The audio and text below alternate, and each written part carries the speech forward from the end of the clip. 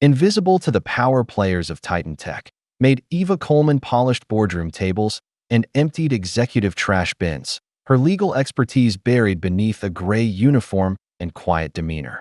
But when her trained eyes caught the hidden clause in the $100 million Halvix merger contract, a clause that would silently strip Titan Tech of its most valuable assets, Eva faced an impossible choice.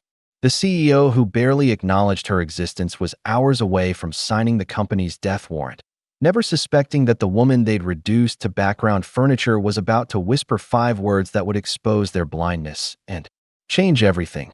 That's the wrong contract, sir. The 60-story glass tower of Titan Tech headquarters pierced the skyline like a gleaming sword. Morning light bounced off its windows, casting diamond-shaped reflections across the bustling financial district below. Inside, on the top floor, Eva Coleman moved silently through the CEO's penthouse suite, a ghost in a gray uniform. She ran her cloth over the mahogany conference table, making small, practiced circles. At 30, Eva had mastered the art of invisibility. Keep your eyes down. Speak only when spoken to. Become furniture, useful but forgotten the moment you leave the room. Hey, window streaks. Again. Richard Carlton's voice sliced through the quiet like a paper cut. What do we pay you for? Eva turned to face the CEO of Titan Tech, her expression carefully neutral. I'll take care of it right away, Mr. Carlton. Richard barely glanced at her. 6'2", with silver-streaked dark hair and a jawline that belonged in luxury watch advertisements. He moved through the world as if it existed solely for his consumption. His custom Tom Ford suit probably cost more than Eva's monthly rent. Do that. The Halvix people will be here in an hour. Everything needs to be perfect. He tossed a thick folder onto his desk, sending several papers fluttering to the floor. And clean that up. Eva knelt to gather the scattered documents. As she collected the papers, her eyes caught something familiar, legal terminology she recognized. Instantly. Before working at Titan Tech, she'd spent 3 years as a legal assistant at Marshall & Brooks, one of the city's top corporate firms. Her fingers hesitated over a clause about intellectual property rights. Something felt off about the wording. The memory surfaced like a bubble in still water. She'd helped draft similar language for a different merger years ago, 5 years earlier. Eva, your attention to detail is impeccable, Thomas Marshall had said, his hand warm on her shoulder as they reviewed a contract together. Most people wouldn't have caught that discrepancy in the sublicensing clause. She'd smiled, proud. It was hidden well, almost like it was meant to be overlooked. That's why you're going to make an excellent lawyer someday, he'd replied. You see what others miss. The memory dissolved as Richard's voice cut through her thoughts. Today, not tomorrow, he snapped, gesturing at the papers in her hands. Eva blinked and quickly arranged the documents into a neat stack. Of course, sir. As she placed them on his desk, her trained eye caught a subtle inconsistency in the footer of one page. The document number ended with A, while the others ended with B. A small detail, but in her experience, version discrepancies were rarely accidental in high-stakes deals. The elevator chimed. Eva moved swiftly to the windows, spray bottle in hand. Julian Parker, Titan Tech's head of security, stepped into the penthouse first. Tall and broad-shouldered with close-cropped black hair, he was one of the few people who actually saw Eva as a person rather than an extension of the cleaning supplies she carried. All clear, Mr. Carlton, Julian announced, then stepped aside. To reveal their visitors, Grant Holloway strode in as if he owned the place. Halvix's lead negotiator had a smile that never reached his eyes and a handshake that lingered a second too long. Behind him followed a team of 3, 2 men and a woman, all carrying sleek leather portfolios. Richard, Grant said, spreading his arms. The day has finally come. Eva kept her head down, but her ears open as she wiped down the windows. Grant's voice had a musical quality to it, almost hypnotic. Merger of the decade, Richard replied. The press is already calling it that. Rightfully so. 100 million is just the beginning once we combine our technologies. Grant moved toward the conference area. Titan Tech is hardware, Halvix is software. We're going to rewrite the rules. Eva moved discreetly to the next window. Something about Grant made her skin prickle with unease. Perhaps it was the calculated warmth in his voice, or the way his eyes constantly scanned the room, assessing everything. Let's get down to business, Richard said. The sooner we finalize this, the sooner we pop champagne. For the next hour, Eva drifted around the penthouse, dusting surfaces that didn't need dusting, emptying trash bins that were barely filled. No one paid her any attention. She was just part of the furniture, a cleaning automaton programmed to disappear into the background. But she was listening carefully. The integration timeline seems ambitious. One of the Halvik's team members commented. We've already begun preparing our systems, Grant replied smoothly. By the time the ink is dry, we'll be halfway there. Eva replaced the tissue box on Richard's desk, her eyes flicking briefly to the contract pages spread out before him. There it was again, that strange version inconsistency. This time on page 12, a formatting difference so subtle most people would never notice. Mr. Carlton, she said softly when there was a brief lull in the conversation. Excuse me. There's a formatting inconsistency on page 12 you might want to check. The room fell silent. Richard looked at her as if a potted plant had suddenly spoken. You're a maid, he said flatly. Don't play lawyer. Grant's expression shifted momentarily. Something flashed in his eyes. Interest? Concern? It was gone too quickly to identify. I apologize, Eva said, lowering her gaze. I'll bring in fresh water. As she retreated to the kitchen area, she heard Grant laugh. Helpful staff you have, Richard. Proofreading your contracts now. She's confused, Richard replied dismissively. Probably mixing up the employee handbook with $100 million merger agreement. Their laughter burned in Eva's ears as she filled water pitchers. She knew what she'd seen, and she knew what it might mean. The meeting concluded around noon. As the Halvik's team prepared to leave, Grant turned to Richard with a friendly clap on the shoulder. We'll see you at the press event tomorrow.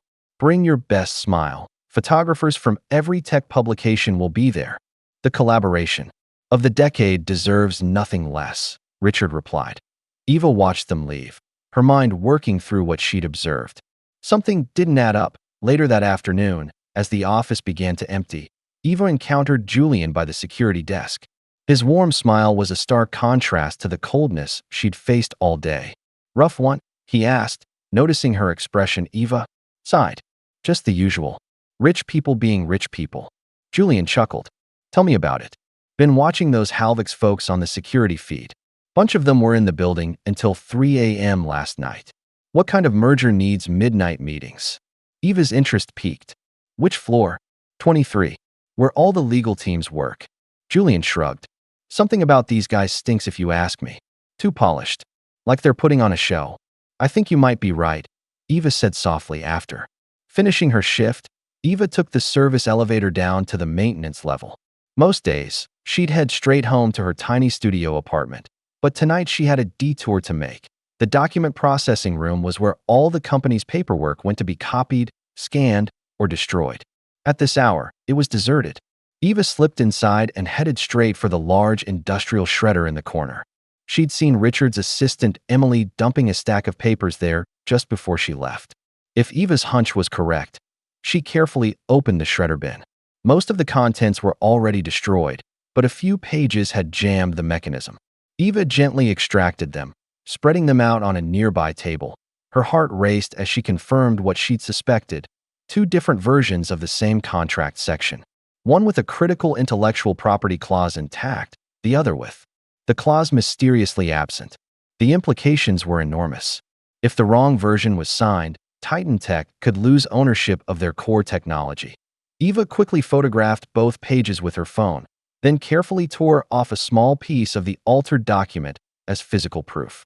She tucked it into her uniform pocket just as the door opened. What are you doing in here?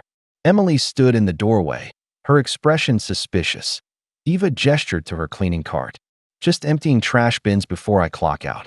Emily glanced at the shredder, then back at Eva. Well, hurry up. I'm setting the alarm in 5 minutes.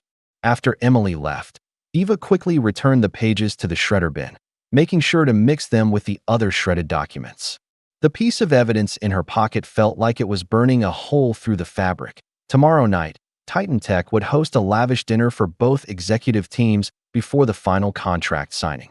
Eva would be there, serving champagne and canapes, invisible as always. But this time, her invisibility might be her greatest strength. because something wasn't right about this merger, and she seemed to be the only one who noticed or cared. As she wheeled her cart toward the service exit, Eva thought about how far she'd fallen, from promising legal assistant to invisible maid. But perhaps her downfall had put her in exactly the right place at exactly the right time. She took one last glance at the Titan Tech Tower as she left the building. Behind its gleaming windows, a massive fraud might be unfolding, and somehow she was going to stop it. The next evening, Titan Tech's executive dining room sparkled with crystal and silver. Eva moved efficiently between tables, arranging place settings with military precision. The merger celebration dinner would begin in just over an hour, bringing together both companies' leadership teams before tomorrow's contract signing. As she worked, snippets of conversation drifted toward her from the anteroom, where caterers were setting up. Grant Holloway's distinctive voice carried through the partially open door. "By this time tomorrow, we'll own the software rights before they even realize it," he was saying to someone. The beauty of burying things in legal language. Eva slowed her movements, straining to hear more. "Are you sure Carlton hasn't caught on?" Another voice asked. Grant laughed. "The man's ego is our best ally. He's so focused on being the CEO who landed the merger of the decade that he's not even reading what he's signing." Eva's hands trembled slightly as she placed the last fork. Her suspicions were confirming themselves in real time. "Coleman." She jumped at the sound of her name. Julian stood in the doorway, his expression unreadable. "Sorry," he said, lowering his voice.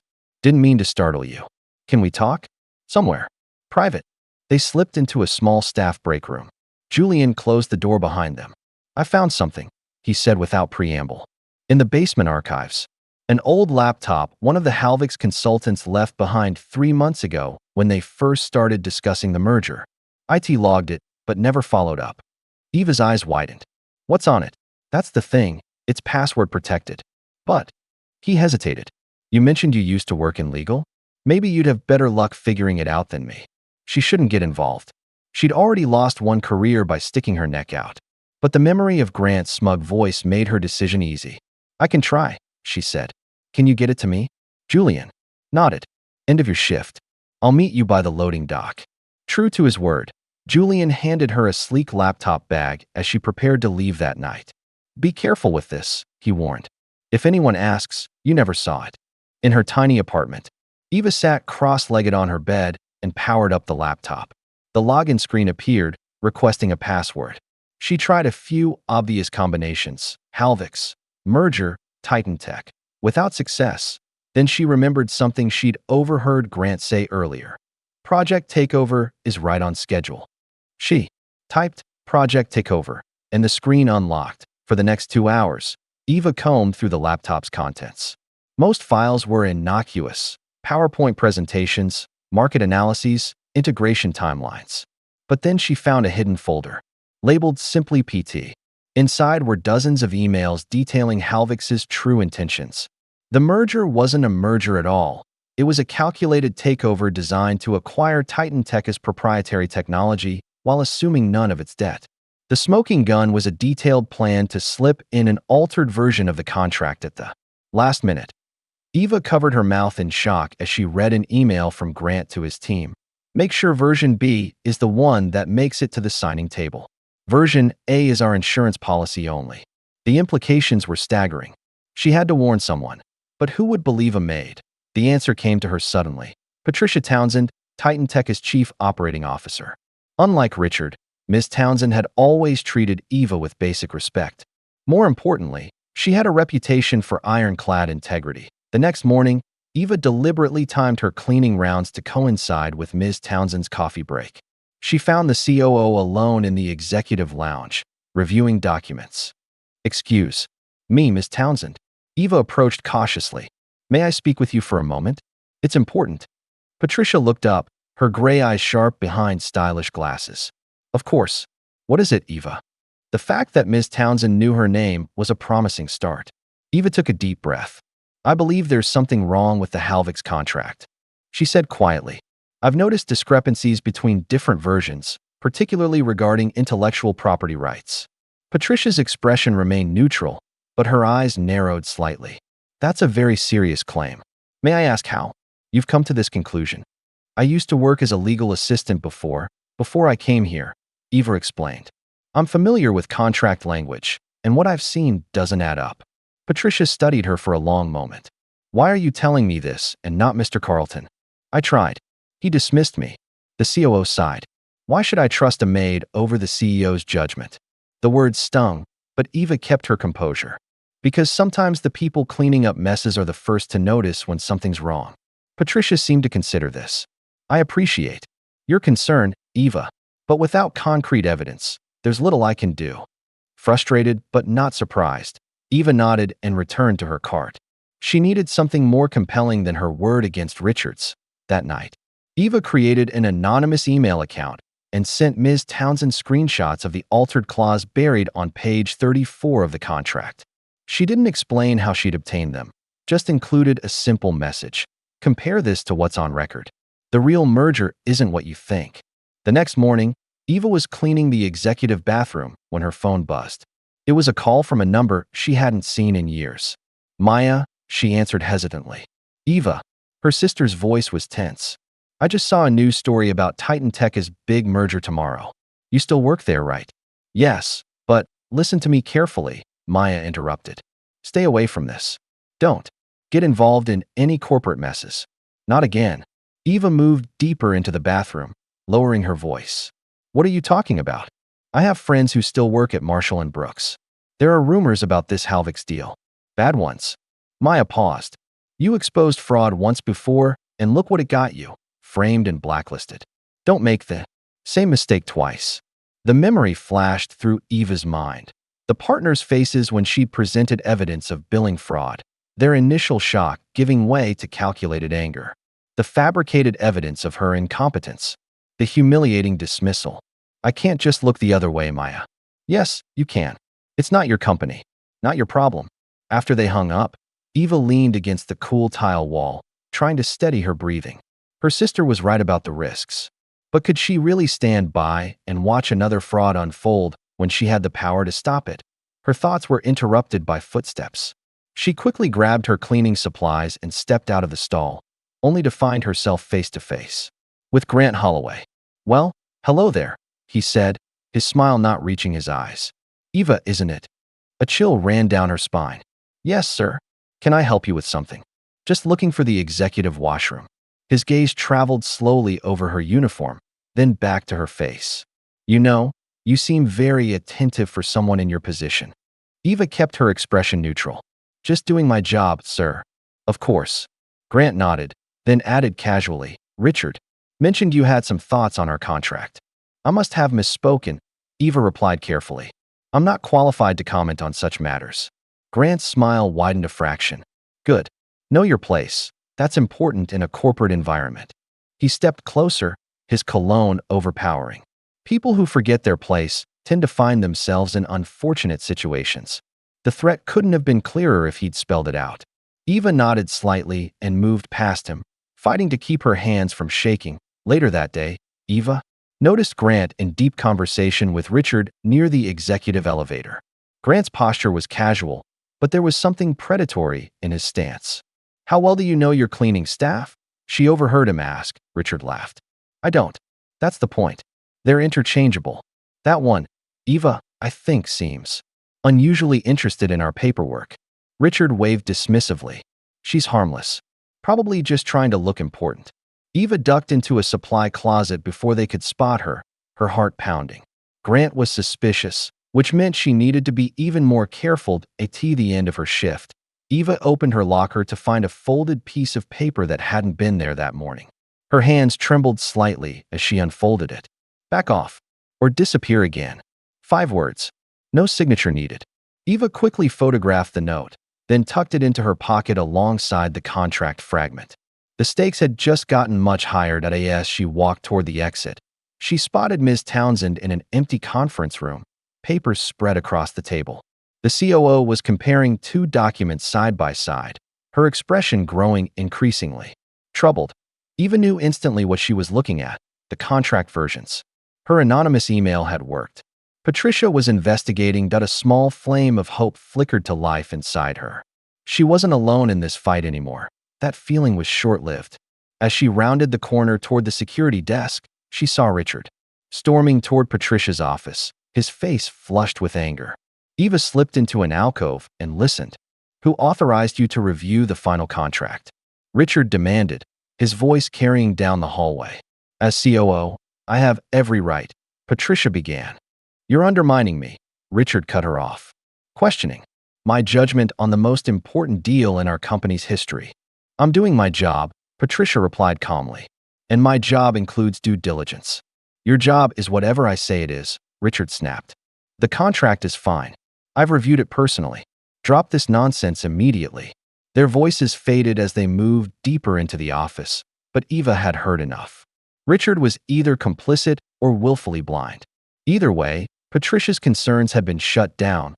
The signing ceremony was scheduled for 10 a.m. tomorrow, less than 24 hours away. If Eva was going to act, it had to be now. She pulled out her phone and texted Julian, "Need to talk. Urgent." His reply came immediately. "Loading dock. 10 minutes." Outside, the night air was cool against Eva's face. Julian was waiting beside his car, his expression concerned. "What's happening?" he asked. "It's worse than we thought," Eva told him. "Halvix isn't merging with Titan Tech. They're stealing it. And I think they know I'm onto them." Julian's face hardened. "Tell me what you need." Eva took a deep breath. "I need to get into the legal department after hours. Tonight." He hesitated only briefly before nodding. "I'm on second shift. I can get you in around midnight." "But Eva, this could cost both our jobs. If this deal goes through, a lot of people will lose their jobs," she replied. "And Titan Tech will lose everything." Julian studied her face for a long moment. "Okay, but we do this carefully. Meet me at the service entrance at midnight. Wear dark colors." As Eva walked to her bus stop, she felt a strange mix of terror and determination.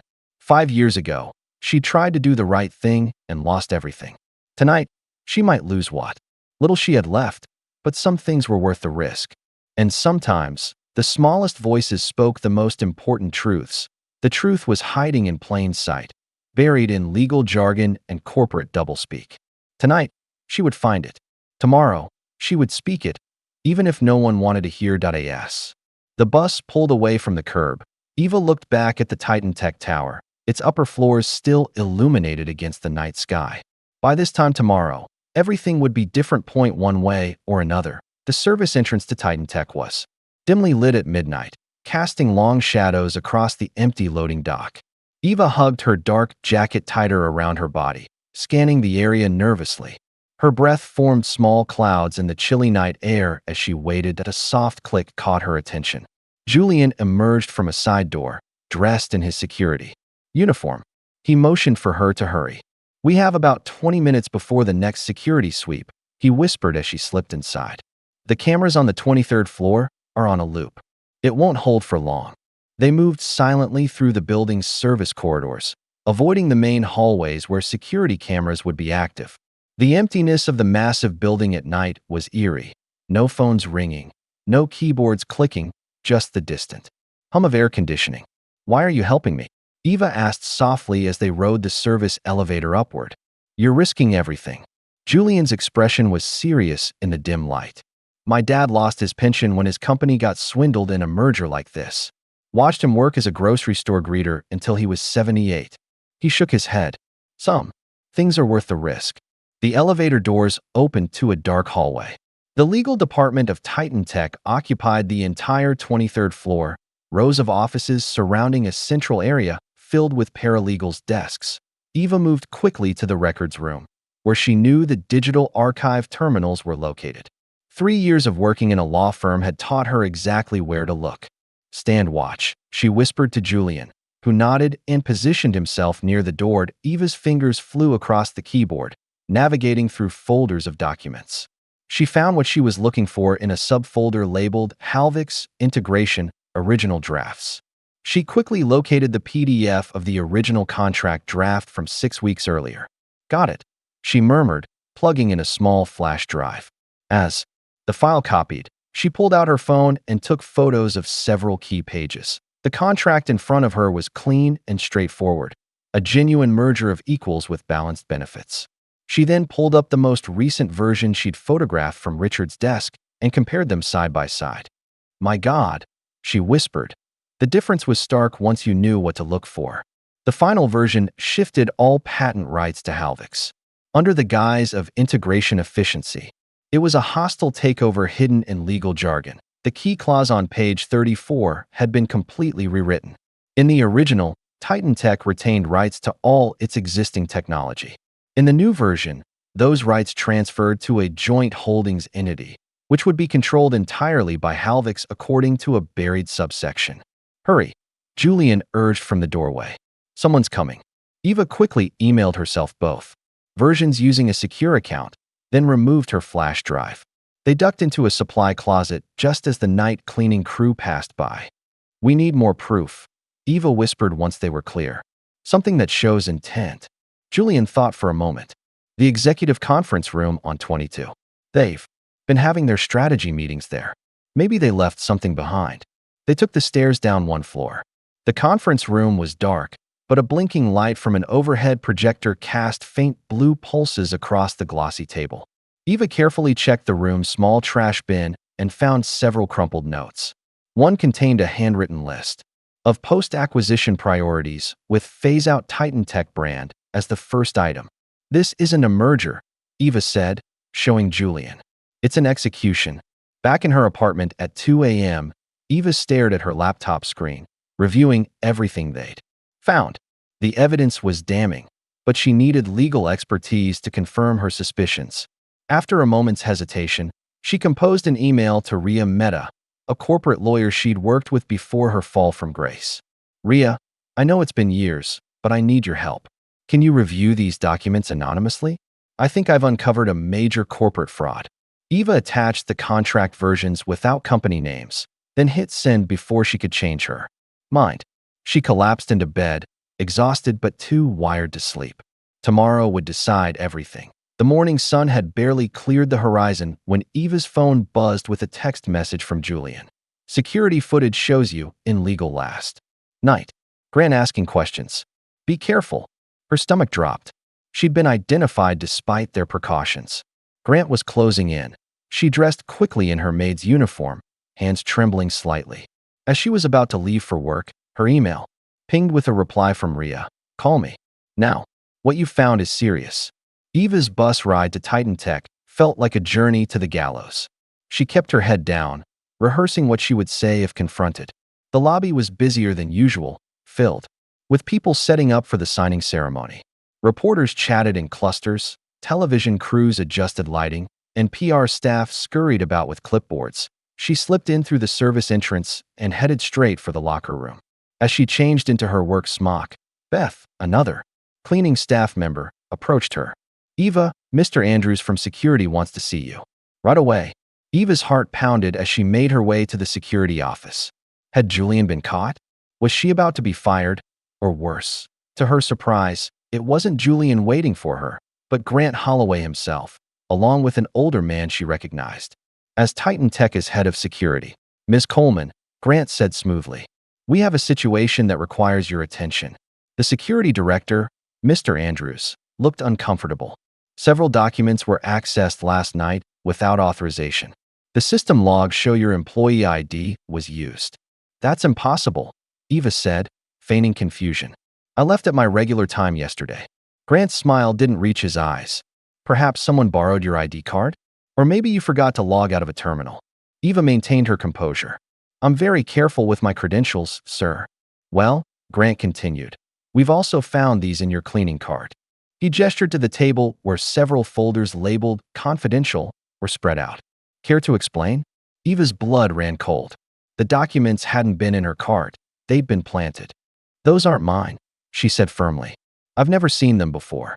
The security director frowned. Ms. Coleman, stealing intellectual property is grounds for immediate termination and possibly criminal charges. I didn't take anything, Eva insisted, her mind racing. This was a setup. Grant was trying to neutralize her before she could expose him. I think we should call the police, Grant suggested, his voice heavy with false concern. Before anyone could respond, the door opened and Julian walked in. Sir, I need to speak with you, he said to Andrews. It's urgent. Andrews hesitated, then stepped outside with Julian. Eva could hear their muffled voices through the door. Grant watched her with calculated amusement. "You know," he said quietly, "cleaning staff are so easy to replace. No one even notices when they're gone." The threat hung in the air between them. Eva met his gaze steadily, refusing to be intimidated. Andrews returned, his expression troubled.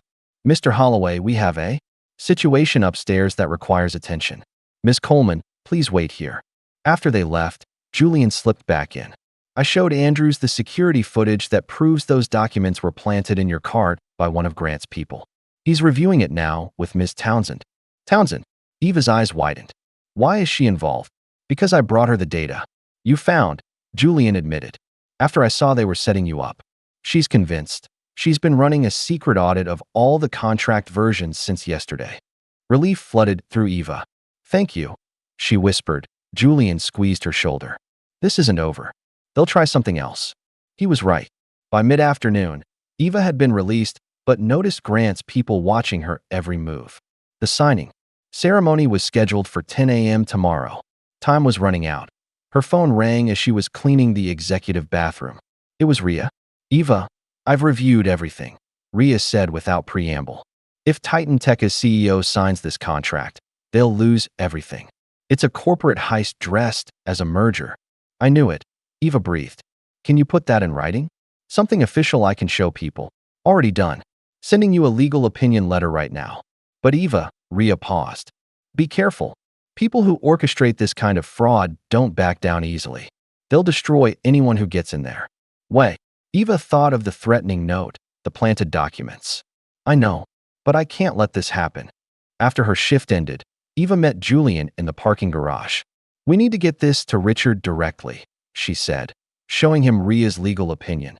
Julian shook his head. "He won't listen. Grant's got him completely convinced this merger is his legacy. His ego won't let him see the truth." "Then we go public," Eva decided. "Tomorrow, at the signing ceremony." Julian looked alarmed. "That's suicide. You'll never work again."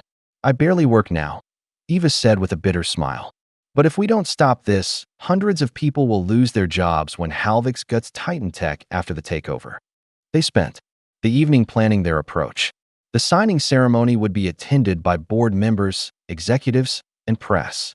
If Eva could present the evidence at the right moment, the public exposure would force the board to pause the deal that IT was nearly midnight when Eva returned to her apartment. As she unlocked her door, she sensed something was wrong. Her tiny studio had been searched, drawers slightly ajar, papers moved. The laptop was gone. They were eliminating evidence. But they didn't know she had copies of everything on her phone, and the flash drive hidden in the lining of her uniform pocket.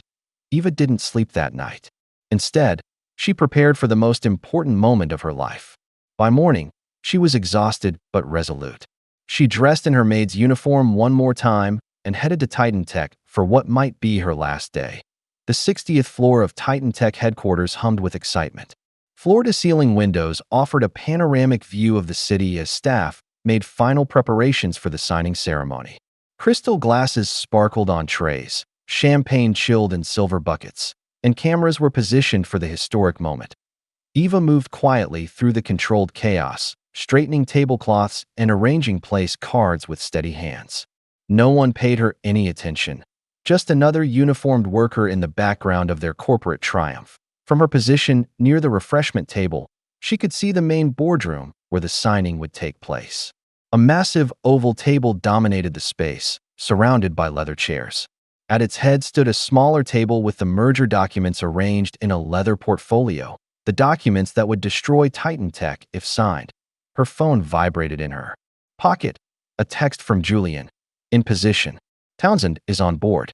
Wait for my signal." Eva released a breath she hadn't realized she was holding. Having the COO's support might make the difference between being heard and being dragged out by security. "Coleman."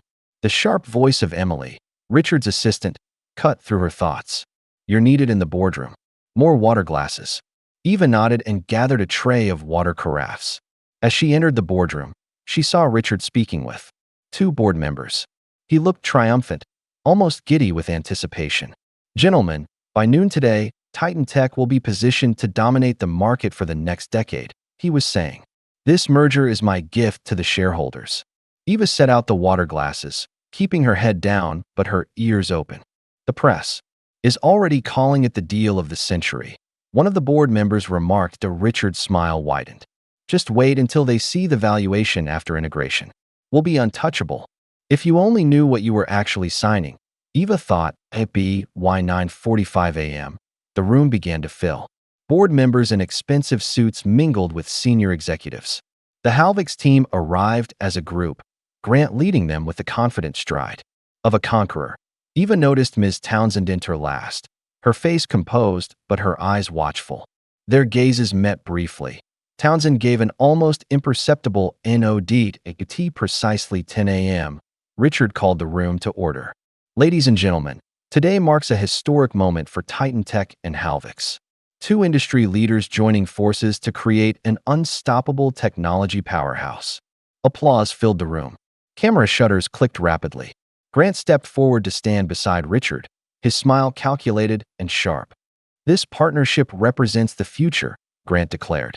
Together, we'll innovate beyond what either company could achieve alone. More applause. Eva positioned herself near the signing table, ostensibly to refill water glasses. Julian stood by the main door, his security uniform giving him legitimate reason to be present. Richard continued with a brief speech about vision and synergy, words that meant nothing in light of what Eva knew. Finally, the moment arrived. Without further delay, let's make history, Richard announced. He sat at the head of the table as Grant's assistant placed the contract before him. The room fell silent as Richard uncapped an expensive fountain pen. For prosperity, he said with a smile, signing the first page with a flourish. The assembled executives and board members applauded again. Richard turned to the next page, initialing. In the designated spot, page after page, he moved through the document, barely glancing at the content he was approving. Eva watched in growing anxiety. He was almost at the final signature page, the point of no return. Julian caught her eye from across the room and nodded slightly. It was now or never. Richard reached for the final signature page. Eva stepped forward, a printed document in her hand. She moved to stand directly beside him, close enough that only he could hear her.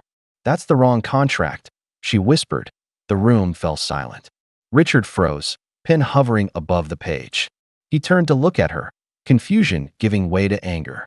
What did you say? He asked, his voice dangerously low.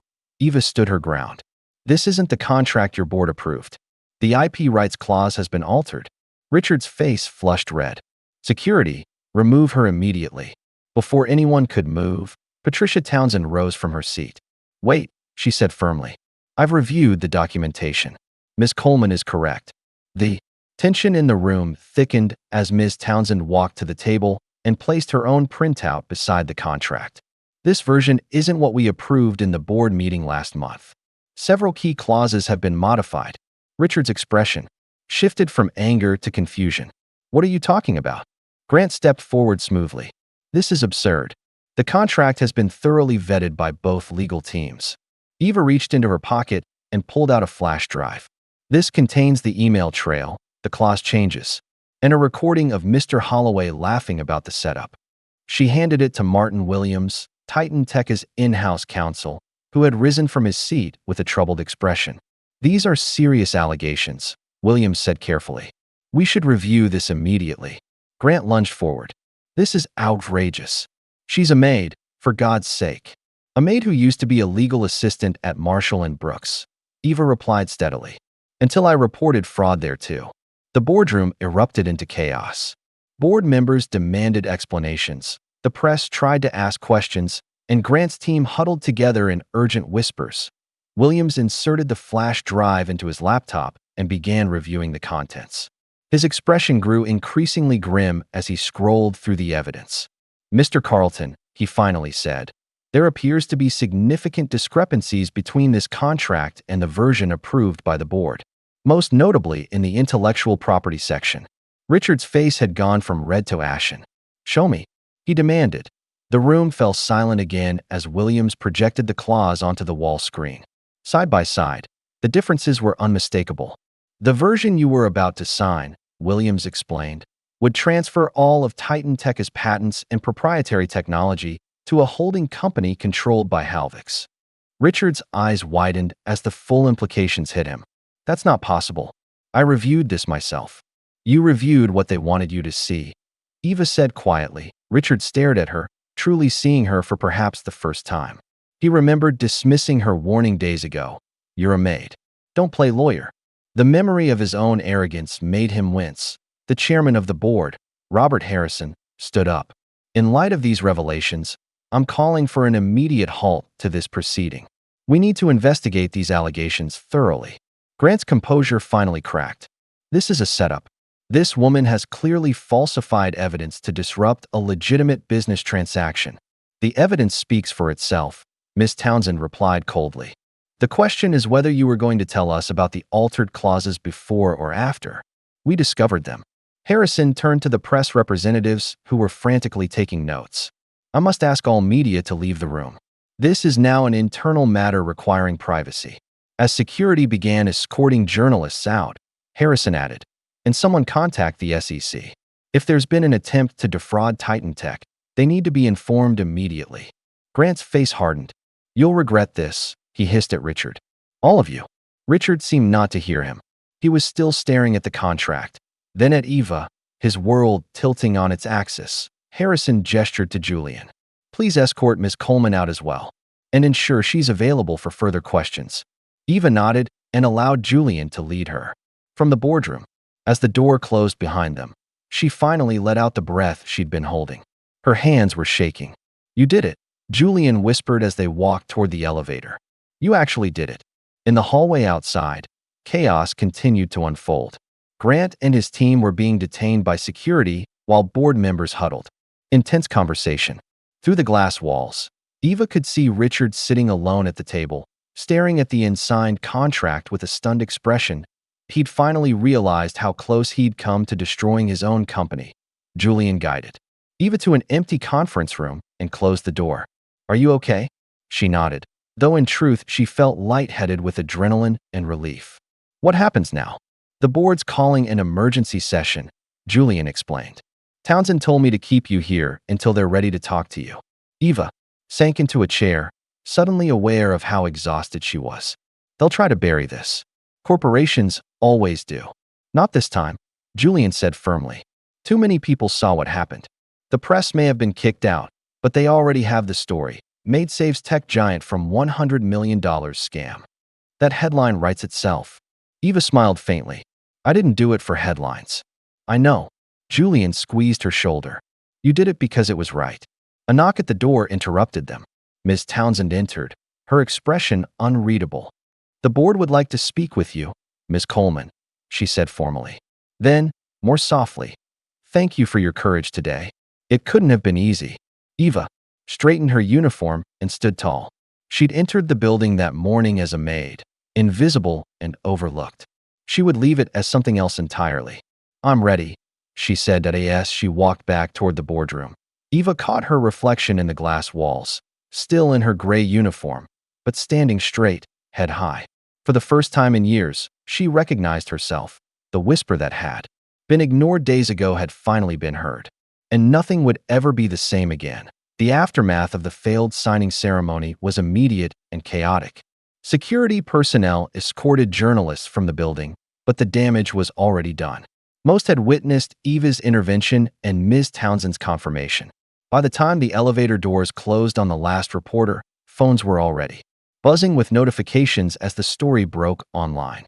Titan Tech merger halted after last-minute fraud allegation, read the first headline that flashed across screens throughout the financial district. Inside the executive floor, Titan Tech's PR team huddled in crisis mode. Phones rang incessantly. Board members congregated in small groups, their expressions grim.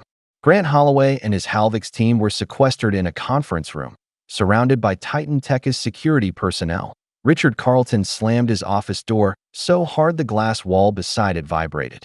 His face was flushed, veins standing out on his forehead as he paced the length of his corner office. The humiliation burned through him like acid. He'd been moments away from signing away his company's most valuable assets on live television. Outside his door, Emily frantically fielded calls from shareholders demanding explanations. Eva sat alone in a small meeting room, hands folded in her lap. The adrenaline that had carried her through the confrontation was fading, leaving her drained and uncertain. She'd stopped a fraud, yes, but at what cost to herself? She had no illusions that standing up to powerful men would end well for her. It never had before. The door opened, and Ms. Townsend entered with an older man Eva recognized as Walter Bennett, one of Titan Tech's longest-serving board members. "Ms. Coleman," Bennett said, studying her with keen blue eyes. "I believe we owe you our gratitude." Eva straightened in her chair. "I was just doing what anyone would do." "No," Bennett replied, taking a seat across from her. "You did what most people wouldn't dare to do. You may have just saved this company, Miss Coleman." Miss Townsend sat beside him. "The board is convening an emergency session to review the evidence you provided. In the meantime, we have some questions about how you discovered the discrepancies." For the next hour, Eva walked them through everything, finding the different contract versions, Julian helping her access the records room, discovering Grant's emails on the forgotten laptop. She omitted only Ria's involvement, protecting her former colleague from potential backlash. "And you were previously employed as a legal assistant?" Bennett asked. Eva nodded. "At Marshall and Brooks. For 3 years. May I ask why you left that position?" The question she'd been dreading. Eva took a deep breath. "I reported billing fraud I discovered in one of the firm's major accounts. Shortly after, documents were falsified to make it appear I'd made serious errors. I was terminated." Bennett and Townsend exchanged glances. "That explains your attention to detail," Bennett said finally. "And your courage." After they left, Eva checked her phone. 17 missed calls, 15 from reporters, 1 from her sister, and 1 from Julian. She texted Julian, "Still here. What's happening outside?" His reply came immediately, "Complete chaos. Halvik's stock down 8% already. Reporters everywhere. You okay?" Before she could respond, the door opened again. This time it was Robert Harrison, the board chairman, accompanied by Martin Williams, Titan Tech's general counsel. "Ms. Coleman," Harrison began formally, "the board has reviewed the evidence and found it compelling enough to halt the merger proceedings indefinitely. We are notifying the SEC and initiating a forensic review of all communications with Halvik's." Williams nodded. "The altered clauses would have effectively transferred control of our core technology to Halvik's while leaving us with all operational liabilities. It was quite sophisticated." "Not sophisticated enough," Eva said quietly. Harrison's stern expression softened slightly. "Indeed, your intervention was timely."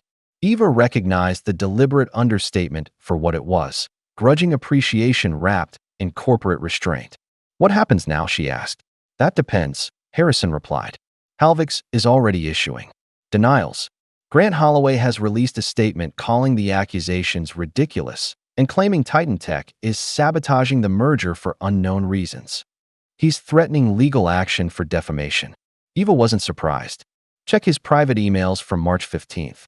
He explicitly discusses the bait-and-switch strategy. Williams raised an eyebrow. "You're certain?" "I saw it myself. It's on the flash drive I provided." Harrison studied her for a long moment. "You have a remarkable memory, Ms. Coleman. Details matter in legal work," she replied simply. "So they do." Harrison stood. "We'll be in touch. In the meantime, we've arranged for a security escort to take you home. The media attention may be intrusive." As Eva was led through a private exit to avoid the press gathered at the main entrance, she caught a glimpse of the lobby television. The ticker across the bottom read, "Breaking, recording surfaces of Halvik's CEO mocking Titan Tech before merger." Someone had leaked Grant's damning conversation already. The swift response suggested Ms. Townsend or someone on the board was making strategic moves to control the narrative. By the time Eva reached her apartment building, Halvik's stock had plummeted 15% and was still falling. Trading was halted twice during the afternoon as investors frantically dumped shares. Her phone rang as she unlocked her door. It was Maya. "Eva," her sister's voice was tight with concern. "You're all over the news. What have you done?" "My job," Eva replied, dropping onto her sofa. "Just not the one they were paying me for. This is exactly what I warned you about. These people will destroy you. They have resources, connections, and I have evidence." Eva cut in. "Hard proof, Maya. Not just suspicions like last time." There was a long pause. "Are you okay?" The Simple question, free of judgment, brought unexpected tears to Eva's eyes. I don't know yet, but I couldn't just watch it happen. I know, Maya sighed. It's who you are. Just be careful, okay? These people play for keeps. That evening, Eva watched Richard Carlton's emergency press conference on her laptop. Flanked by Harrison and Williams, Richard looked haggard but composed as he addressed the cameras. Titan Tech takes these allegations extremely seriously, he said, reading from prepared remarks. We have initiated a comprehensive review of the merger documentation and have identified concerning irregularities that warrant further investigation. Not once did he mention Eva's role. Instead, he carefully crafted a narrative where the company's robust compliance protocols had identified potential discrepancies. A staff member flagged a discrepancy. That's all, Richard stated when pressed by a reporter. Our legal team immediately conducted a review, which led to today's decision to pause the proceedings. Eva watched him lie with a hollow feeling in her stomach. She hadn't expected gratitude, but the complete erasure of her contribution stung nonetheless. Her phone buzzed with a text from Julian. Watching this BS? Don't worry, truth always finds a way out. She smiled faintly. Perhaps it did. Eva spent a restless night considering her options. She could walk away now, find another job, perhaps in another city, and leave Titan Tech to its fate. Part of her wanted to let Richard and his board clean up their own mess. They clearly had no intention of acknowledging her role anyway. But the next morning, as she prepared to pack her few belongings, there was a knock at her door.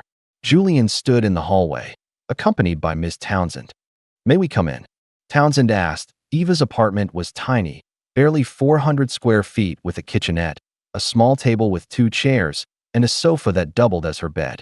She felt a flash of embarrassment as they entered, but Townsend didn't seem to notice the cramped conditions. You're planning to leave, Townsend said, noting the half-packed suitcase. Seems like the sensible option, Eva replied. I doubt my uniform still fits after yesterday. That would be a mistake, Julian interjected. This isn't just about them anymore, Eva. It's about what's right. Julian is correct, Townsend added. There's more at stake than Titan Tech's reputation. Halvix has attempted similar tactics with other companies. You've exposed a pattern of corporate fraud that affects the entire industry. Eva looked between them, uncertain. What difference does it make if I stay or go? Richard's already rewriting history to erase my involvement. That's precisely why you should stay, Townsend said firmly. Don't let them control the narrative. Before Eva could respond, her phone rang with an unknown number. She almost ignored it, but something made her answer. Is this Eva Coleman? A woman's voice asked. Yes. Who's calling? Sarah Chun from the Wall Street Journal. I'm working on a story about the Titan Tech Halvix merger collapse. Sources tell me you were instrumental in identifying the fraudulent contract changes. Eva's eyes widened as she looked at Townsend, who gave a small, almost imperceptible nod. I'm afraid I can't comment at this time, Eva replied carefully. Perhaps I can provide some context, the reporter continued. We've received information about a board meeting at Titan Tech this morning. Apparently, several members are pushing to remove Richard Carlton as CEO, citing negligence that nearly cost the company billions. Would you care to comment on that? Eva's shock must have shown on her face because Julian raised his eyebrows questioningly. She covered the phone. They're trying to oust Richard, she whispered. Townsend's expression remained neutral, but there was a glint of satisfaction in her eyes. No comment, Eva told the reporter and ended the call. The board's moving against Richard? She asked Townsend. Directly. Some members feel his judgment has been compromised, Townsend replied diplomatically. His eagerness for the merger blinded him to obvious red flags. That's not a quality shareholder's value in a CEO. Julian grinned. Karma's a hell of a thing. Before they could discuss further, Eva's phone rang again. This time, it was Ria Mehta. Eva, Ria sounded excited. Have you seen the news? Which part? A reporter just ran a story on your whistleblowing at Marshall and Brooks. They're connecting it to what happened at Titan Tech, calling it redemption for the Maid. It's trending on social media. Eva felt dizzy. How did they? It wasn't me, Ria said quickly. But that's not why I'm calling. I've had 3 law firms contact me asking about you in the last hour. Plus a hedge fund looking for a compliance specialist. You're holding The keys to something bigger than that building. Eva, don't let this moment pass. After Rhea hung up, Eva sat in stunned silence. Townsend watched her thoughtfully. The question isn't whether you should leave Titan Tech, Townsend said finally. It's what you want to do next. Because you have options now, probably more than you realize. Eva looked around her tiny apartment, the place she'd ended up after losing everything. Yesterday, she'd been invisible. Today, people were fighting over who got to claim credit for her actions, while others were offering her opportunities. I need to think, she said finally. Julian nodded. Take your time, but don't disappear on us, okay? Some of us are on your side. After they left, Eva opened her laptop and found the article Rhea had mentioned.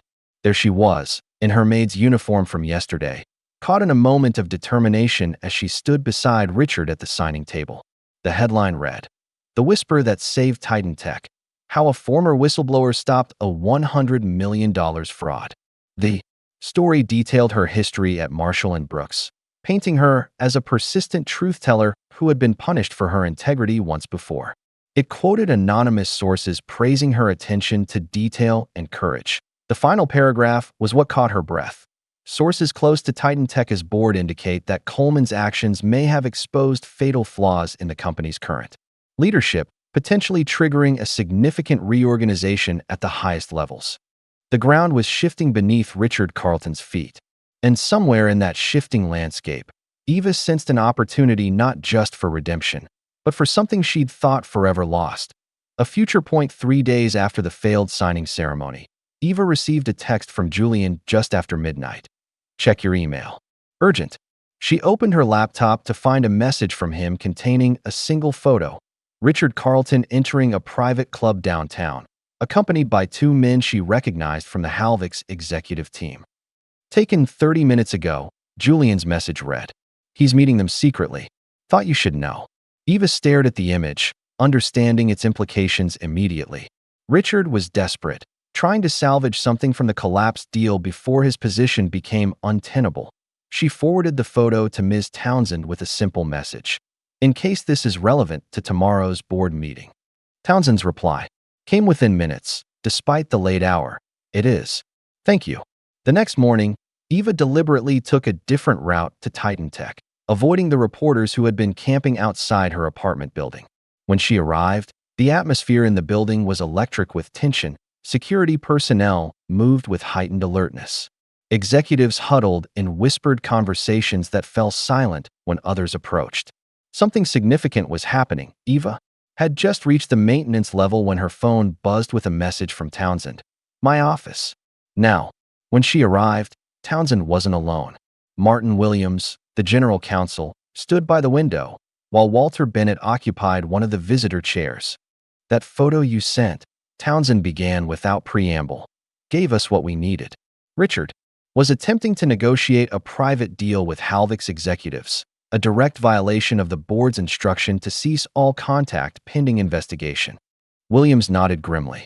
"We have confirmation he offered to push through a modified version of the merger if Halvik's would support him against the board faction trying to remove him."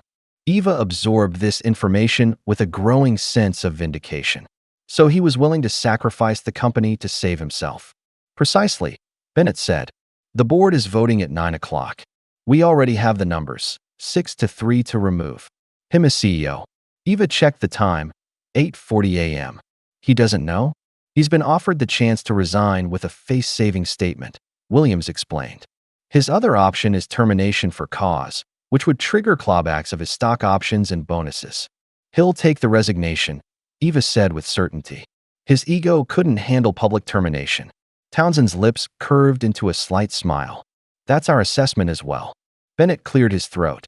"Ms. Coleman, over the past few days, I've been reviewing your previous work at Marshall and Brooks. Your former supervisor there, before the partners turned against you, speaks very highly of your capabilities." Eva felt a flush of pride, quickly tempered by suspicion. "Why were you investigating me?" "Not investigating," Bennett corrected. "Evaluating. The board has authorized me to offer you a position." Eva stared at him, in disbelief. "A position?" "As an ethics consultant, initially," Townsend explained, "working directly with our compliance and legal teams." We need someone who can see the cracks before we fall through them. The offer was so unexpected that Eva found herself momentarily speechless. 3 days ago, she'd been cleaning these people's offices. Now they wanted her professional opinion. Why me? She finally asked. You have Harvard MBAs and lawyers from top firms. I'm a disgraced legal assistant who never finished law school. Yes, Bennett agreed. And you spotted what all our expensive talent missed or chose to ignore. That's exactly the perspective we need. Eva thought about it. The offer was tempting, a chance to reclaim her professional identity, to use her skills again. But it also felt like a calculated move to keep her inside the tent, where she could be managed. I'd need certain assurances, she said carefully. Independence, access to information, protection from retaliation. Williams raised an eyebrow, impressed by her negotiating stance. All reasonable requests, Bennett agreed. We can draw up appropriate terms. Before Eva could respond further, Townsend's phone buzzed. She checked it and looked up with a satisfied expression. It's official. Richard has resigned, effective immediately. The board has approved an interim leadership committee until a permanent replacement is named. Less than an hour later, Richard Carlton stood before a forest of microphones in the Titan Tech lobby. His expression was tight, his usual confidence noticeably diminished. After careful consideration, I have decided to step down as CEO of Titan Tech, he announced, reading from prepared remarks. Recent events have highlighted the need for a new chapter in the company's leadership. I categorically deny any wrongdoing and reject the false narratives and deepfakes being circulated by our competitors. Eva watched the press conference on a monitor in Townsend's office, noting how Richard deflected blame to nebulous, false narratives rather than acknowledging his mistakes. Even in defeat, his ego wouldn't allow for humility, the market responded. Immediately, Titan Tech shares, which had been depressed since the merger collapse, jumped 7% on news of Richard's departure. Analysts praised the board's swift action as restoring confidence in corporate governance. By the end of the day, Eva had accepted the board's offer with several modifications she'd negotiated with Williams' help. Her new role would begin the following Monday, giving her time to adjust to the dramatic change in her circumstances. She cleared out her locker in the maintenance department. Julian found her.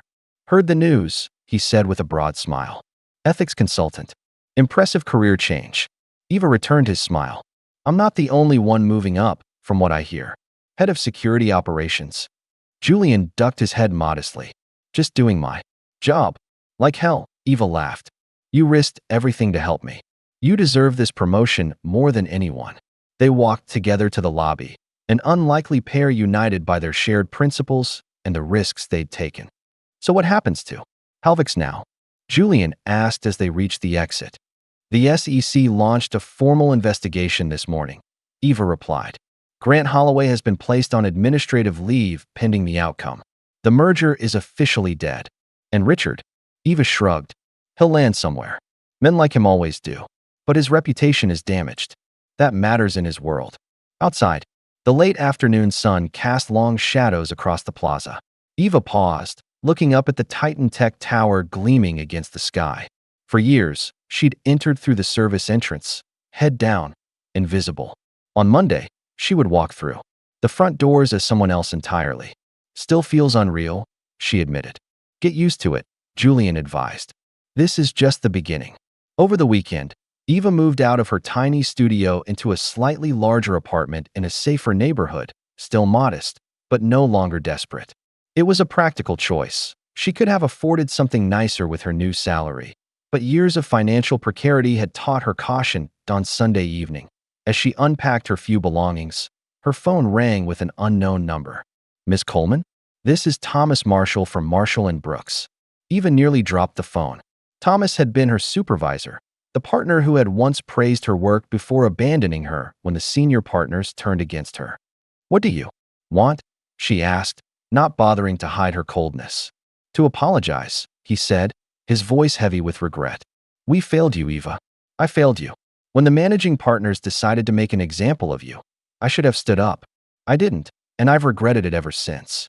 Eva sat down slowly on her new sofa. Why call now? Because I'm in the news.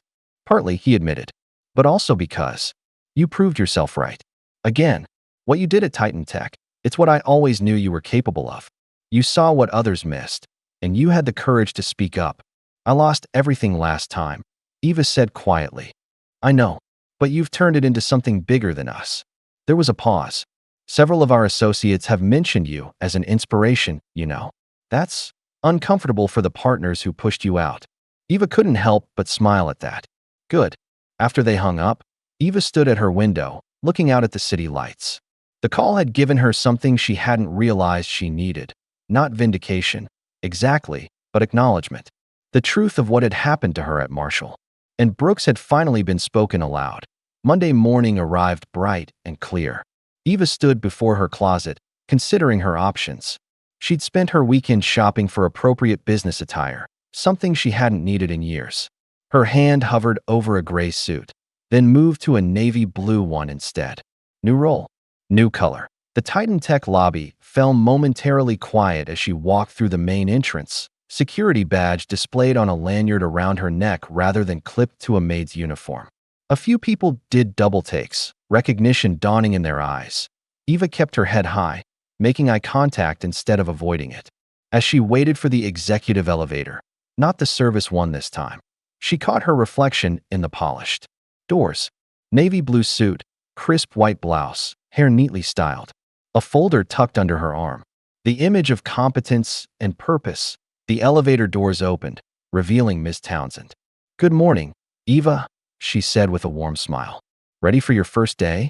Eva stepped inside, turning to face forward as the doors closed. More than ready, she replied as the elevator rose swiftly toward the executive floors. Eva felt a sense of symmetry. 5 days ago, she had whispered 5 words that changed everything. That's the wrong contract, sir. Today, she wouldn't need to whisper. Her voice had found its proper volume, and people were finally ready to listen. The real power shift hadn't been in the boardroom or the press releases or even Richard's resignation. It had happened inside her, the quiet reclamation of her own worth. The elevator chimed as it reached the executive floor. The doors opened to reveal a world she had once only glimpsed while pushing a cleaning cart. Welcome to your new office, Townsend said. Eva stepped forward into the future she'd earned one careful observation at a time. 3 weeks into her new role at Titan Tech. Eva stood at the front of the main boardroom, a place where she had once only entered to dust surfaces and refill water glasses. Now, all eyes were on her as she delivered the final slide of her presentation. In conclusion, the internal oversight system I've proposed creates 3 layers of protection, she explained, her voice steady and confident. First, automated flagging of unusual contract modifications. Second, mandatory review of all material changes by independent legal teams. And third, direct reporting channels for employees at any level who spot potential issues. The boardroom was silent for a moment as her words settled. Eva had spent countless hours developing this system, drawing on her painful experiences at both Marshall and Brooks and Titan Tech to identify the blind spots where fraud could flourish. Walter Bennett was the first to speak. Implementation timeline. 6 weeks for the initial phase, Eva replied. 3 months for full integration across all departments. Cost? Asked another board member. Less than 1% of what the Halvix fraud would have cost us, Eva answered, without hesitation. The ROI analysis is on page 27 of your packets. The questions continued for another 20 minutes, substantive, detailed queries that Eva fielded with growing confidence. These people, who would have ignored her existence a month ago, were now leaning forward to hear her responses, taking notes, engaging with her ideas. The meeting concluded, board members filed out, several stopping to compliment her presentation. Miss Townsend remained behind, a pleased expression on her face. Well done, she said simply. Eva gathered her materials, allowing herself a small smile. They asked good questions. That means they were actually listening. They're starting to understand what I already knew, Townsend replied. You see things others miss. As they walked together toward the executive offices, Eva became aware of glances from senior staff members, some curious, others openly resentful. Not everyone was pleased with her meteoric rise from cleaning staff to executive-leveled in the break room. She overheard Mark Wilson, a vice president of marketing, muttering to a colleague as she entered. The maid's taking notes now? What's next? The janitor running finance. Eva poured herself a cup of coffee, turned to face him directly, and said in a clear, calm voice, "No, I'm rewriting the rules. But I'm always happy to take feedback, Mark. My office hours are posted on the company directory." Wilson's face flushed. As he realized she'd heard him, his colleague stifled a smile, and they both quickly exited. Back in her new office, small but with an actual window, Eva found Julian waiting for her. "How'd it go?" he asked. "The board's on board," she replied with a slight smile at her own wordplay. "Now comes the hard part, changing the culture." Julian nodded. "Speaking of which, security footage from the Halvick's case has been officially entered into evidence with the SEC. They're moving fast on this one." "Good. Have you heard anything about Grant?" "Word is he's hired 3 separate law firms and is throwing everyone else under the bus." Julian shook his head in disgust, claiming he was misled by subordinates. Eva wasn't surprised. Men like Grant Holloway never accepted responsibility when things went wrong. Later that afternoon, Ms. Townsend asked Eva to join her for coffee in her office. The spacious corner suite offered a panoramic view of the city, a stark contrast to Eva's modest space. "I have a proposal for you," Townsend said once they were settled. "The board is creating a new division focused on corporate transparency and ethics. I'd like you to co-lead it with me." Eva's eyes widened. "That's a significant promotion. You've earned it." Townsend leaned forward. "Look, Eva, I've been at Titan Tech for 15 years. I've seen promising initiatives die because they weren't championed at the highest levels. This needs to be a structural change, not just a post-crisis reaction. You're serious about this?" "Deadly serious." Townsend's expression was earnest. "This is your second chance. Make it count." Eva thought about the opportunity before her. 6 weeks ago, she'd been invisible, scrubbing toilets and emptying trash bins. Now she was being offered the chance to transform the very culture that had once dismissed her. "When do we start?" she asked. Townsend smiled. "We already have." The next morning, Eva arrived early to find her email inbox flooded with notifications about a breaking news story. She clicked on the first link and found herself looking at Grant Holloway's grim face in a mugshot. The headline read, "Halvick's CEO arrested on fraud charges." According to the article, federal agents had arrested Grant at his home before dawn. The charges included securities fraud, wire fraud, and conspiracy related to the attempted Titan Tech takeover and similar schemes involving other companies. That Eva's phone rang. It was Julian. "You seeing this?" he asked without preamble. "Just reading it now," she replied. "I didn't expect it to happen so quickly." "That's not all," Julian continued. "He's naming Richard as a willing partner. Claims Richard knew about the altered contract clauses but looked the other way because of side benefits promised to him personally." Eva felt a cold certainty settle in her stomach. I wouldn't be surprised if that were true. Throughout the day, the story dominated business news. Titan Tech issued a brief statement expressing shock at the allegations against their former CEO and pledging full cooperation with investigators. The company's stock, which had been recovering steadily since Richard's departure, held firm despite the scandal, a sign that investors considered the corruption to be in the past. That evening, Eva received a surprising email from her old boss at Marshall & Brooks. "Eva, in light of recent events, our firm is conducting an internal review of your dismissal. It appears certain partners may have acted improperly in your case. Would you be willing to speak with our outside counsel? Regards, Thomas Marshall." She stared at the screen for a long moment. The validation felt surreal after years of being branded as incompetent and unreliable. But it also felt too little, too late. After careful consideration, she composed a reply. "Thomas, I appreciate the gesture, but I've moved forward with my career. My experience at Marshall & Brooks taught me valuable lessons about integrity and courage that I'm now applying elsewhere. I wish your firm well with its internal review.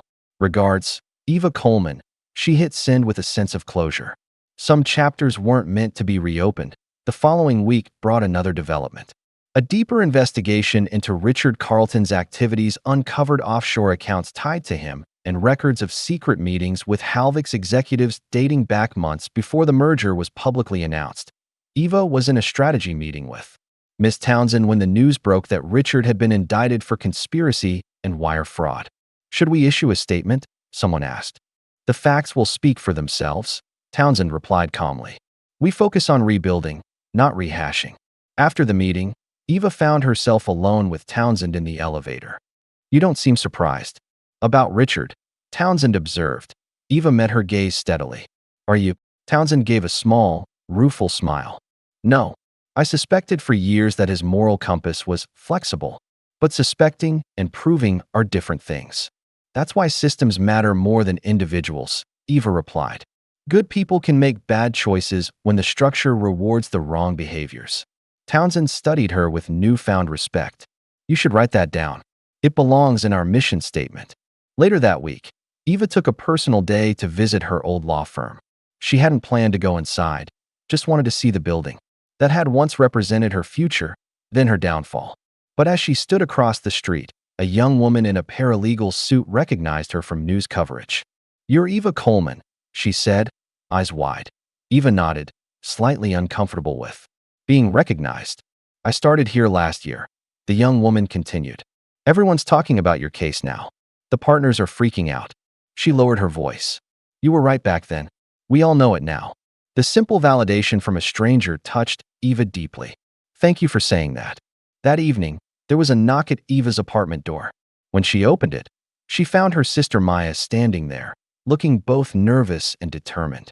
Surprise visit, Maya said awkwardly. Can I come in? Eva stepped aside, genuinely surprised. They hadn't seen each other in over a year, their relationship strained by Eva's career collapse and Maya's insistence that Eva should move on rather than seek justice. Maya looked around the new apartment, still modest, but considerably nicer than Eva's previous place. This is good. You're doing well. I am, Eva agreed, offering her sister a seat. What brings you by? Maya took a deep breath.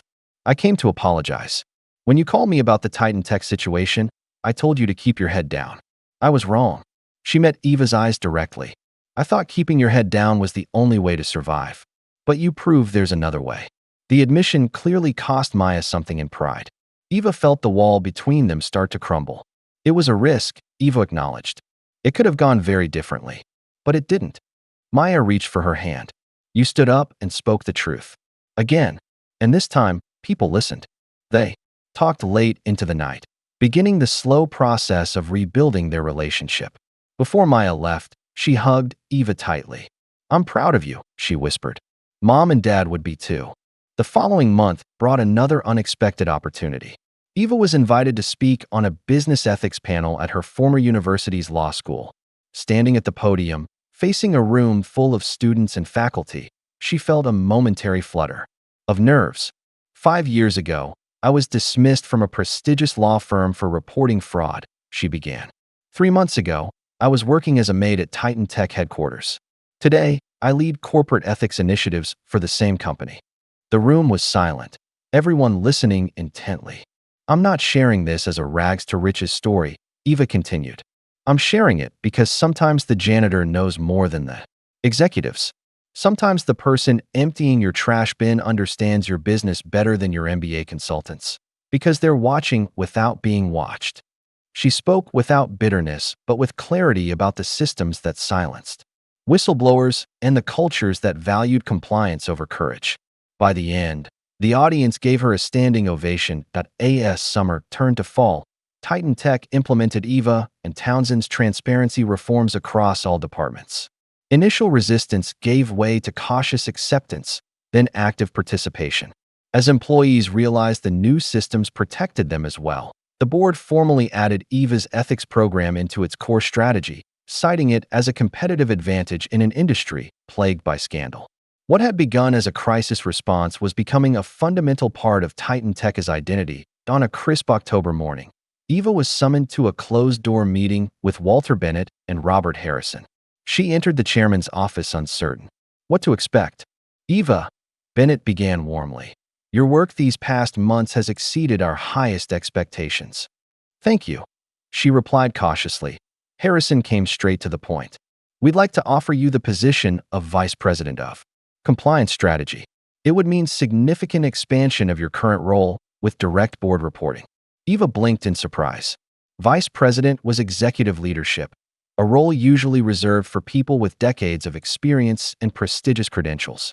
This is unexpected, she said honestly. Bennett smiled. Perhaps, but well-deserved. You've proven yourself not just in catching fraud, but in building systems to prevent it. That's far more valuable. Harrison nodded in agreement. No more ceilings. Ms. Coleman, it's your floor now. As Eva left the chairman's office with the formal offer letter in hand, she passed the very boardroom where, just months ago, she had whispered the 5 words that changed everything.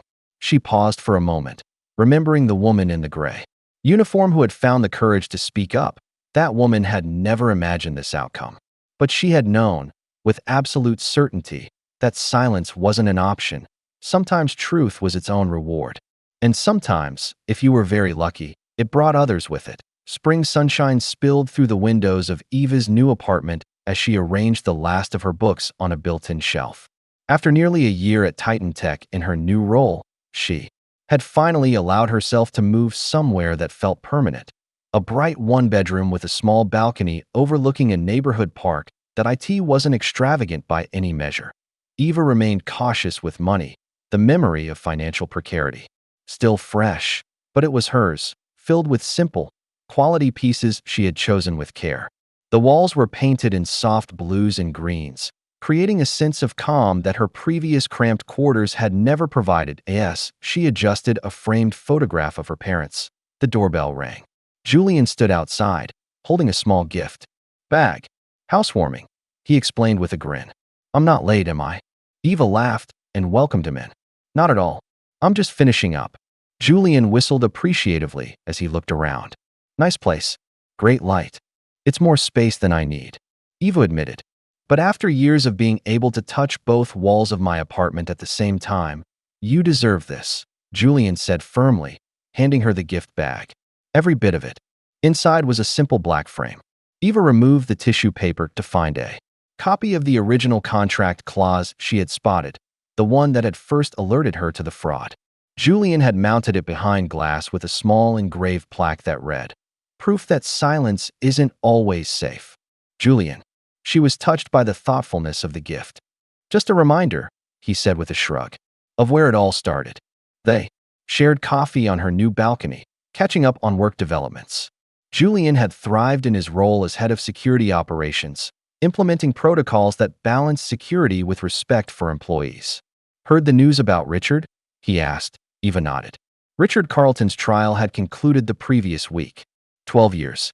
No possibility of parole until at least 8 are served. Justice, Julian said simply. Of a sort, Eva agreed, neither felt the need to gloat. Richard's fall had been spectacular enough without their commentary, from CEO of a billion-dollar company to prisoner in a federal facility. His arrogance had cost him everything. That evening, Eva watched a news interview with Grant Holloway, who had finally broken his silence after accepting a plea deal. The formerly smooth executive looked haggard and defensive as he pointed fingers at everyone but himself. I was misled by my team, he insisted to the skeptical interviewer. The irregularities in the contract were never brought to my attention. The interviewer was having none of it. Yet emails recovered from your account specifically discussed the bait and switch strategy. How do you explain that? Grant's composure cracked. Those emails were taken out of context. This whole situation has been blown out of proportion by media sensationalism. The interview cut to commercial after Grant snapped at the reporter. Eva muted the television, feeling neither vindication nor pity. Grant had made his choices. Now, he was living with the consequences. Social media, however, was less restrained. The interview went viral, with one comment gaining particular traction. You got played by a maid. Eva winced at the framing but understood the sentiment. To men like Grant, her former position had made her invisible, beneath notice, and that had been their critical mistake. The following week, Eva noticed her bylined article on corporate ethics was gaining traction online. She had been publishing pieces anonymously for months under a pseudonym, but this was her first under her own name. An analysis of how companies could create safer channels for employees to report concerns. All it took was a whisper from someone. Nobody noticed, she had written in the conclusion. That line was being quoted across business publications and ethics forums. Her phone rang as she was reviewing the analytics. It was Ms. Townsend. Have you seen the invitation? Townsend asked without preamble. What invitation? Check your email. The board wants you to be the keynote speaker at this year's annual gala. Eva quickly found the message. The Titan Tech Annual Gala was the company's most prestigious event, bringing together executives, board members, major clients, and industry leaders. The keynote speech was traditionally given by the CEO or a distinguished outside speaker. This is unexpected, Eva said, echoing her response from months earlier when offered the VP position. Townsend laughed. You need a new reaction to good news, Eva. This is a recognition of your impact on the company's transformation. Accept it. After they hung up, Eva sat at her small desk, thinking about the invitation. 1 year ago, she would have been serving champagne at this event, not making the keynote address. The contrast was almost too sharp to comprehend. She opened her laptop and began drafting ideas for her speech. If she was going to address Titan Tech as leadership, she wanted her message to be both memorable and meaningful. The night of the gala arrived with perfect early summer weather. The event was held at the National Art Museum, its grand halls transformed with elegant lighting and floral arrangements.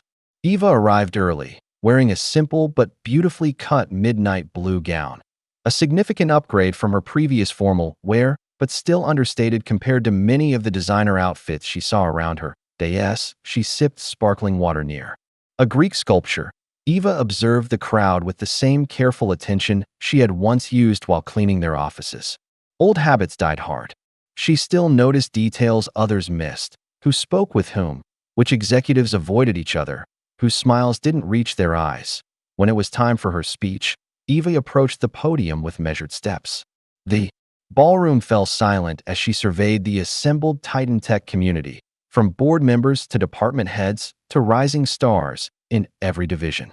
1 year ago, she began, I stood in a different Titan Tech room, wearing a gray uniform, holding a duster, and noticed something that didn't add up. I had a choice, stay silent or speak up. The room was absolutely still, hundreds of faces turned toward her. I chose to speak, not because I was brave, but because silence felt impossible. What I didn't expect was that anyone would listen. She continued, weaving together the personal and the professional, the individual and the institutional. She spoke about the systems Titan Tech had built over the past year, not to congratulate herself, but to challenge the company to keep building them, to keep listening to voices from unexpected places. She concluded to resounding applause. Eva raised her glass. To seeing what's right in front of us, especially when it's trying to tell us something important. After the speech, Eva found herself surrounded by well-wishers and conversation partners. Among them was a young black woman who introduced herself as Zoe, a recently hired intern in the legal department. Your speech was amazing, Zoe said, her eyes bright with admiration. When I read about your story last year, it made me feel like I could belong in corporate spaces too. Like maybe my voice could matter someday. Eva smiled warmly. It already matters. Then you already do. Later that evening, as the gala wound down, Eva slipped away from the crowds for a moment of quiet. She found herself in a small gallery where the museum had displayed some of its contemporary collection. She studied a painting. Walter Bennett appeared beside her. Remarkable speech, he said. You had them in the palm of your hand. Thank you, Eva replied, though I suspect some were just being polite. Bennett chuckled. You still underestimate your impact, Eva. The company's ethics rating has improved 40% since you came on board. Our recruitment numbers for women and minorities are up. And after your whistleblower protection program was featured in the Wall Street Journal, 3 of our competitors have adopted similar models. Eva absorbed this information with quiet pride. It's a start. More than that, Bennett insisted. It's a transformation. The following morning, Eva found an unexpected letter in her mailbox, handwritten on expensive stationery. The return address showed it came from James Wilson, the managing partner who had fired her from Marshall & Brooks. With slight trepidation, she opened it. Dear Ms. Coleman, I've followed your remarkable career trajectory with great interest. Your recent address at the Titan Tech Gala, which I attended as a guest, prompted me to finally write this long overdue letter that we failed you. I failed you. When you brought legitimate concerns to our attention years ago, we chose expedience over ethics, protection of power over pursuit of truth. You turned it into something bigger than us, and in doing so, have changed how many firms approach whistleblower complaints. This isn't an attempt to reconcile or repair the damage done. Some breaches can't be mended. But I wanted you to know that your courage has had ripple effects far beyond what you might imagine. Respectfully, James Wilson. Eva refolded the letter slowly. She had no desire to forgive Wilson or reconnect with her old firm. But there was something validating about this acknowledgement, this admission that she had been right all along. She placed the letter in a drawer rather than framing it like Julian's gift. Some chapters were worth remembering but not celebrating. That afternoon, Eva had a meeting at Titan Tech headquarters to discuss the next phase of their ethics implementation. As she walked through the executive floor toward the conference room, she passed the same boardroom where it had all begun. She paused for a moment, looking through the glass walls at the empty table where, 1 year ago, she had whispered 5 words that changed the course of her life and the fate of a billion-dollar company. That's the wrong contract, sir. So simple, so consequential. Eva didn't need to say those words again. She didn't need to whisper anymore. Now, she was the one holding the pen, crafting new policies, signing off on initiatives, creating systems where truth could surface without requiring extraordinary courage from ordinary people. She continued down the hallway, her heels clicking confidently on the polished floor, no longer invisible, no longer overlooked, but carrying with her the memory of the woman in gray who had seen what others had missed. Sometimes the most powerful changes began with the smallest sounds, a whisper in a quiet room, speaking truth to power. And sometimes, if the moment was right and the courage was there, that whisper could echo far beyond its origin, transforming silence into something new entirely. For Eva Coleman, that transformation was complete. The whisper had become a voice, and the voice had become a chorus, changing not just her life, but countless others. And that was a story worth telling, again and again. Who among us hasn't been overlooked, underestimated, or dismissed, and what truths might we be brave enough to whisper if given the chance? If Eva's journey from invisible to influential moved you, hit that like button and subscribe for more stories that remind us the most powerful voices often come from unexpected places.